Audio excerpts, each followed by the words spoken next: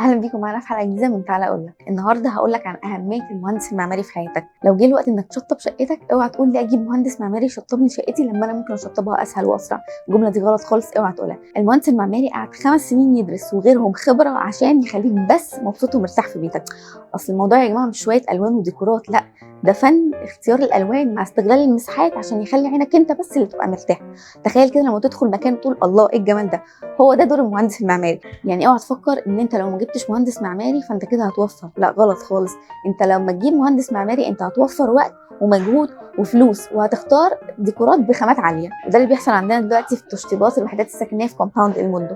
المهندس المعماري عندنا مش بس بيساعدك ان انت تخلص شقتك بسرعه، لا، انت بتقعد معاه تلبس نظاره الفي ار، تختار الاشكال اللي انت عايزاها، الوان، خامات، ديكورات، كل حاجه بدوسه واحده.